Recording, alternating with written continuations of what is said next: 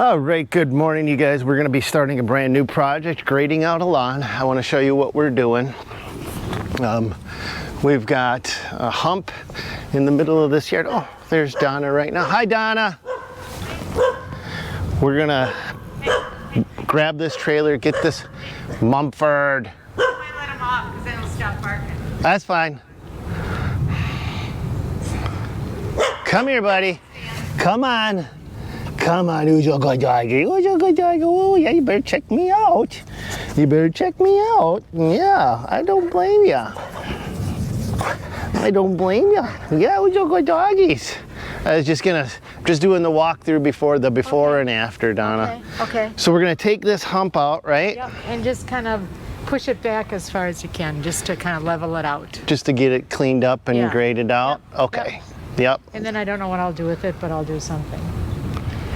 So I don't have quite the right equipment, but I'm gonna try with what I have, and if that doesn't work, then I'm gonna switch and go grab something new. So if I disappear for a bit, there's no timeline for it. Okay. You know, I'm not. If you go and come back or come back later, whatever. There's no timeline. You know. Well, It's always bugged me when we get the trailer out of here. It's just hard to, I don't know. It's just. yeah, you got this weird hump right there. So I'll hook up to the trailer and move that for you, Donna. I see we got some stumps back in here. So those are gonna be a bit of a... Well, you don't have to do anything there probably, right? Just kind of... Yeah, I mean, I'd like to blend things together. So I like to kind of take the grade forward and backward a little bit. And whenever I come to a stump or a piece of concrete that doesn't get moved, then that dictates where my elevation is. Okay. That's all. You know, so I'm like, when I walk through these things, I'm kind of talking to you, but I'm kind of also talking to myself. Okay. Good thing, Sam, because I'm never good. I emptied out this mostly.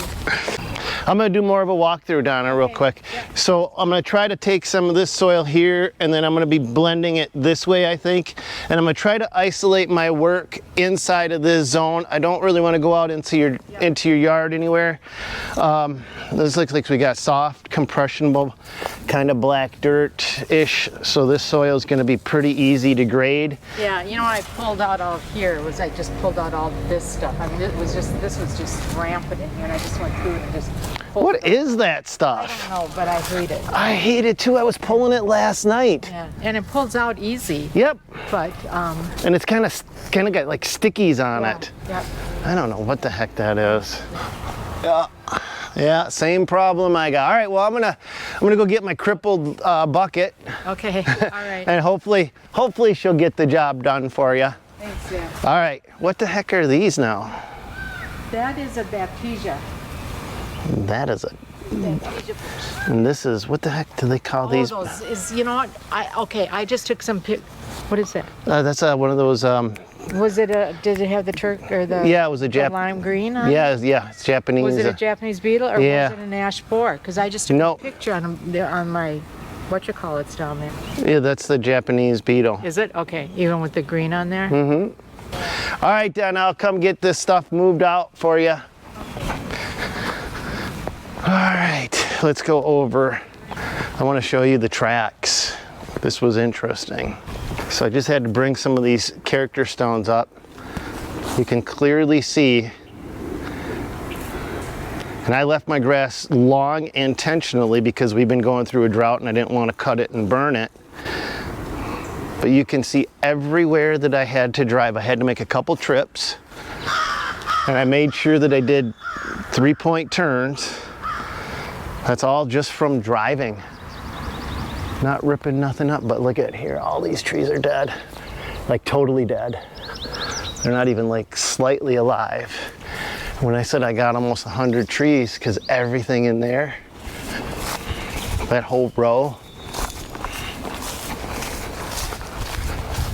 all dead, everything. That should be a full green, can't see in there canopy. Now it's like sunlight right down to the ground. All dead. Oh, here's the Crippled bucket.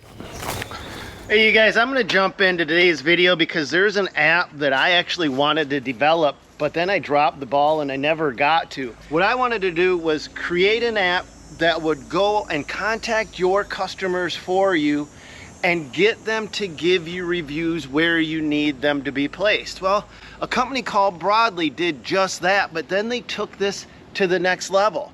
They took this idea and they made it way better. So how Broadly works is it's an automatic app where you put your customer's contact info in, and then what it does is when you're done with the job, it reaches out to the customer and texts them and asks them to give you a review. You want reviews on Google. You want as many reviews, as many places as you can possibly get, because that creates social proof of your work. There is nothing more powerful or more impactful than having your neighbor and your other neighbor and your other neighbor all bragging about the kind of jobs you do. But if you don't get reviews, you don't get them doing that. This is where they took my idea and even went further. What Broadly then does is they scour the internet looking for 4+ star reviews for you. They go on Google, they go on Facebook, they go on these places where people typically hang out and leave reviews, and whenever they find a 4-star or better review, is where it gets so cool. They pull it off from the internet and they automatically put it on your website. You don't do a thing. And what Broadly does is take that kind of work that you and I maybe don't want to do and do it for us. And generating reviews is one of the most powerful and impactful ways that you can grow your business above and beyond anything else for SEO, because Google prioritizes reviews because it instantly places you above companies that may have been established for a lot longer than you've been around. But if you have more reviews than them, your business is generating more interest, and Google notices that. That's why this program is absolutely so powerful, so impactful, and this is why I wanted to jump in here and tell you about this, because it can take a young, fresh business and give them a lot of credibility really quick. If you want to build a strong, lasting online presence and a reputation that helps you win more business, then you need Broadly. Best of all, you can try it for free. Just go to broadly.com/dirtmonkey to get started. This is what I'm going to be using. It's a 4-in-1, but these hoses got pulled, and when they got pulled, that's right where she leaks. See, she ain't supposed to do that. So she pulled apart. So technically I only need that part.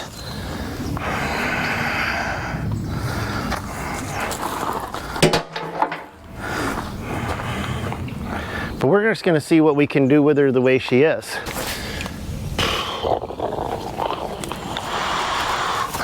The work before the work begins. Gotta fix that tire.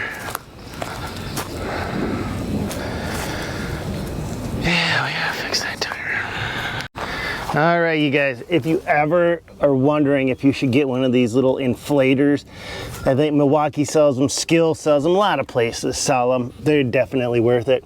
So I got it hooked up to the tire. It'll burn through an entire battery just doing one skid loader tire, but that means I can be checking over the rest of the machine. I can grease it, I can do everything I need to do while this tire is inflating and not sit and mess with it. Once you hook it up, it'll tell you how many pounds you're at right now, and then when you just go where you want to go. This tire is supposed to have 80 pounds, so we are pretty flat. We're gonna go up to probably go to 55. That's enough. Set it and forget it. It's gonna take about 10 minutes to get there, but I'll do the rest of what I gotta do with this machine while that does everything it needs to do. So we're gonna do the pre-machine fire up walk around. This should be pretty standard. You guys that run equipment know this, probably do your own. I'd love to hear what you guys do. So we've got, when on the back of the machines you see these numbers. If you're not familiar with heavy equipment, those numbers represent the hours and date that the last service was done on it. So 1,725 hours. So when I jump in the machine, that means I can look at how many hours on it. If it's got 1,800, 1,900 hours, that means I've got 50, 100 hours on that oil. Now this machine is looking a little dirty in the back. I'm not worried about the dirt, this dirt and dust. That doesn't bother me as much as oil. So I'm looking for oil combined in the bottom. I'm looking in the bottom of the drip pan. Also removing anything from some of the last jobs, which I should have already done. I don't see any broken hoses. That one's a little loose. You of course do the courtesy dipstick oil check. If you ever have your oil blowing out the back of your engine on some machines, you may not have stuck your dipstick all the way in. I know that's a stupid thing to say, but I actually had an operator, a veteran operator, call me up. The engine's blowing oil, what's going on? And I came out and I went to the back of the machine and I put his dipstick back all the way in and I says, try that. So even the best do it. We do have to put the door, not close on me thing. There we go. All right, let's check the air filter on this one. I have not checked that recently. So these got an inner and an outer air filter. I think this machine needs a good once over. Oh yeah. Okay, so you're never supposed to bang out an air filter, but I do anyway, because I don't know, you're not supposed to, but when you're out in the field, sometimes it's not feasible just to go buy a new air filter and replace it, and it's better to get a little bit out than. But now you mechanics that say, well, there's a reason why you do it, you're going to explain this a lot better than I do. But when you're banging out an air filter, what I learned was you're actually compacting the dust into it, making it actually can be more difficult for the engine to breathe in a way. So pretty careful how I bang that out. Here's our inner. So some of the, if you look, you can actually see, that's probably just from my fingers. Yeah, these are. You can see where we've pulled this out before to check it, but it can still be replaced. So even our air filters are labeled. This one has 920 hours, so this is, that inner air filter has not been changed in a while. So this whole machine could probably just go in and get some TLC done on it, or we could do it ourselves, but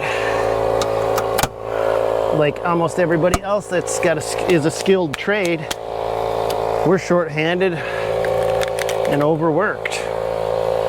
So sometimes it's just easier to take a machine in for service, but that's where a lot of your dollars are lost too, you know. A lot of your dollars get lost just bringing equipment in to do something that you could potentially do yourself. And why is that not closing? There we go. Heavy door. I do not like the lights on the older skid loaders. It's just my preference. So we'll fire this machine up, let her warm up, see where this tire is at. 32.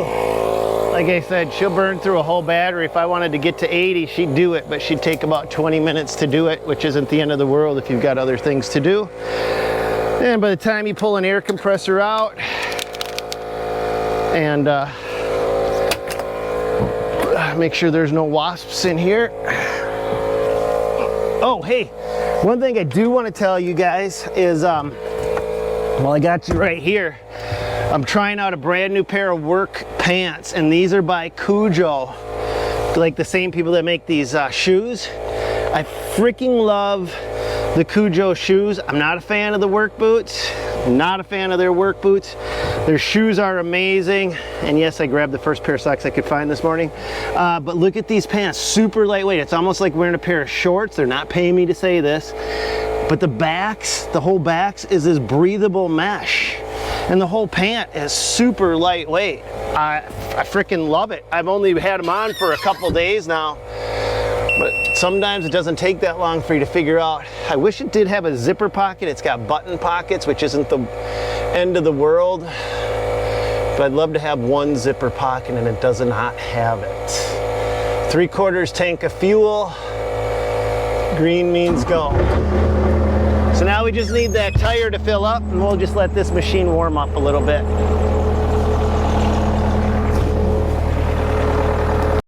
So a little brief history. Donna has been a neighbor of mine for 20 years, and she's gone through a little bit of a rough patch lately, so I just want to help her out.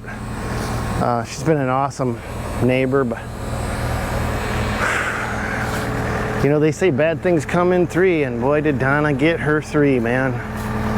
Lost her husband, she had some medical issues, and you know, it's just, she doesn't need anything else to go wrong. Sometimes you just need a little bit of right in your world. I'm not doing anything big or important, but if it can help out. I do like this little community up here. We all watch out for each other. Good people up here. And they're very patient with all of my equipment, which helps out a lot.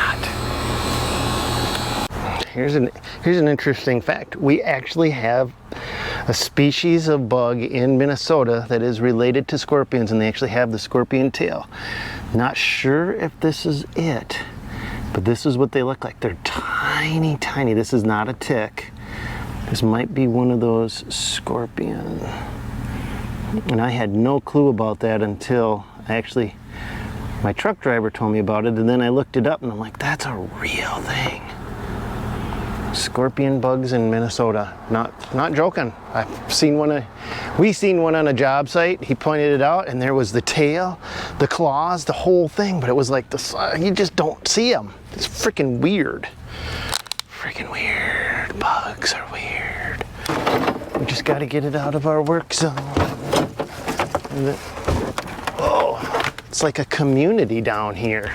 The toad and the mouse hanging out side by each. You guys probably need to take off. There's the mouse's nest. And there's the toad with an ant crawling on him. Yep, take off, mouse.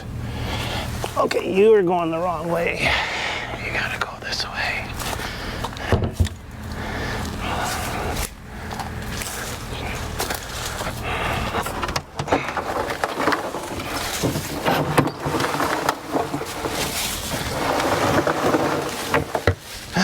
Be surprised when you start grading and you try to blend everything together just how much space you need, because the blending is what you don't want. That edge, right? You want everything just to flow together.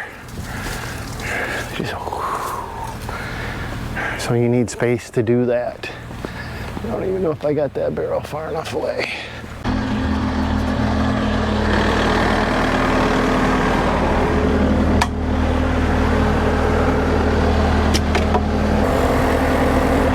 We're at 62 pounds out of 80. That's about right. Ooh, she's hot. Ooh, yeah, she's working. Oh, yeah.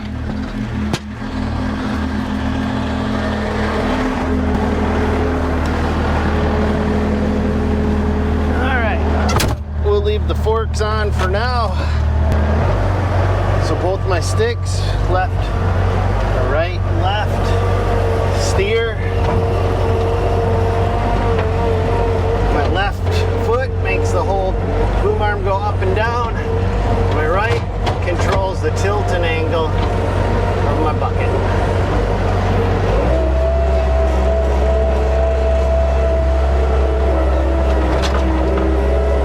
As I'm driving, guys, what I'm doing is I'm trying to feel any differences in the loader tires.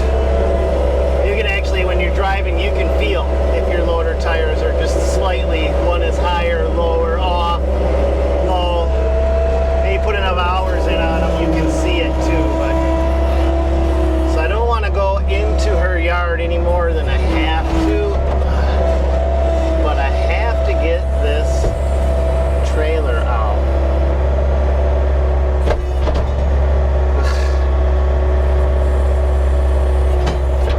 My controls are so sticky.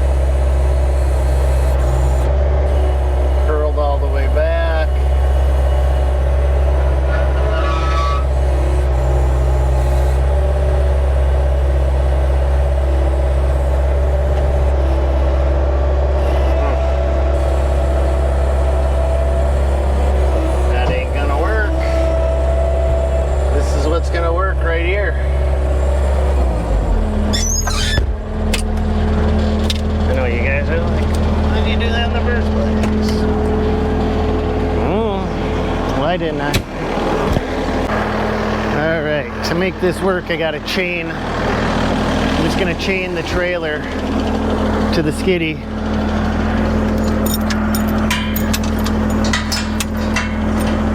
Sometimes, you know, when I talk to you guys, I talk to some of you guys like you've been doing this for a long time, but I also try to talk to some of you guys like you've never seen it before, so that everybody feels like they're part of the gang. I don't have a ball hitch on this. I don't know if you can hear me because I'm in my skid loader now. Lift that up.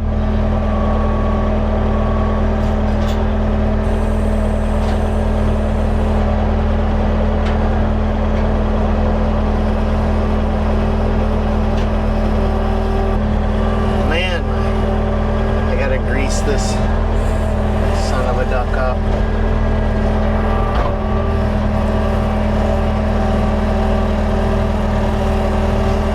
Slow and steady wins the race.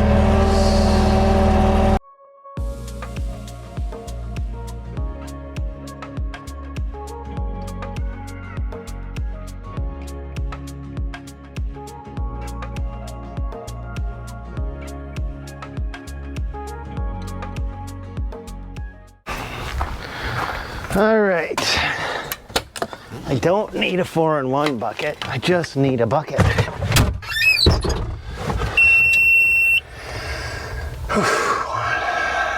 It is so hot in here. All at once too. All right, see how much we'll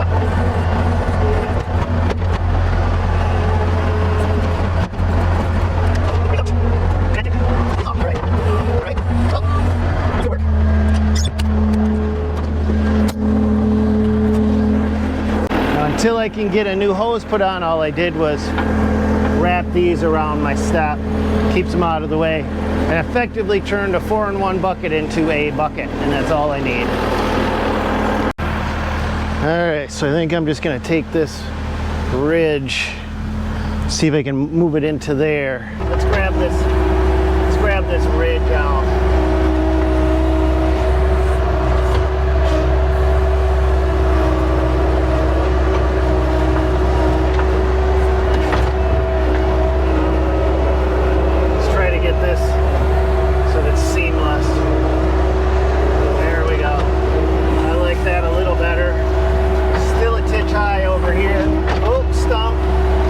Of the stump, getting involved.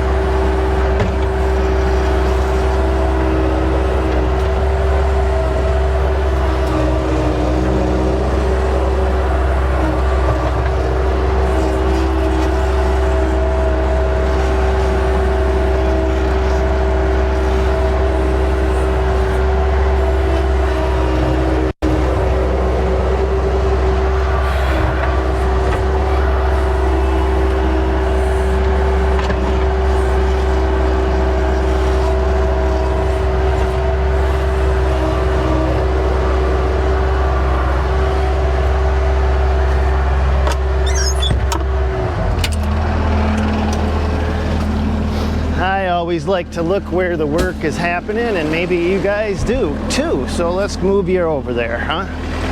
All right, so we don't have a whole lot of material to work with here, so what we're gonna do is we're gonna take what we do have, which is basically a bucketful, and just blend it this way and then smooth this stuff out.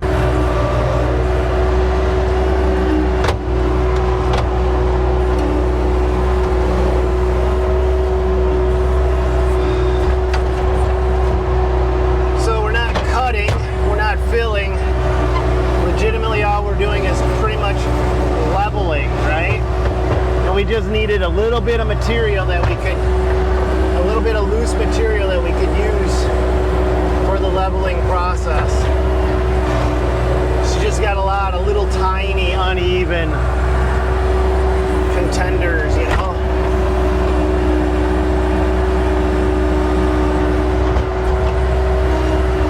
Contenders, a lot of tiny little uneven contenders. What the heck does that even mean?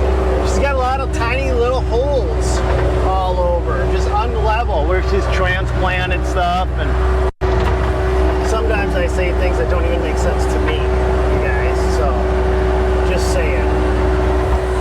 If it doesn't make sense to you, you're not going nuts.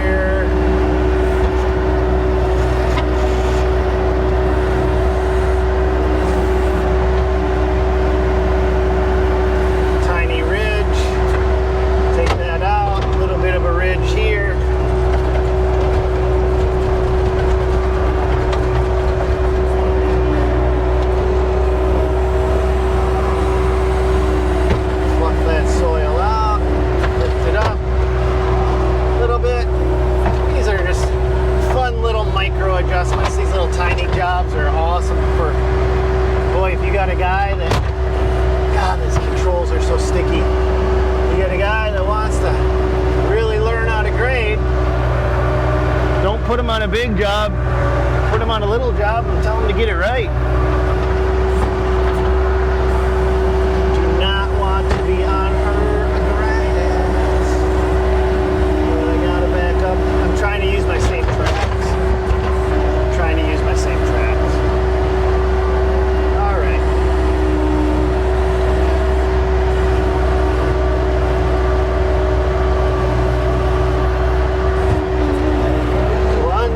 Back drag. I always say that, and then I do like 5 more. Because it ain't work if you're having fun, right? Does it really count as work if you're having fun? I love that grade. When you get that bucket just right there, you can grade, but not compact.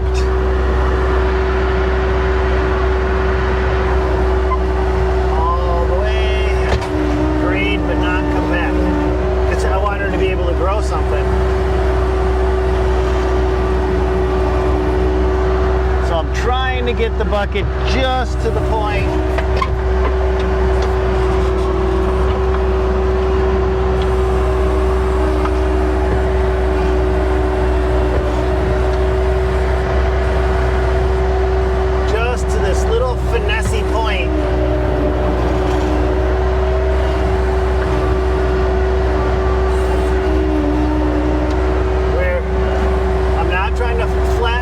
like I do the driveways. I'm trying to keep it kind of like a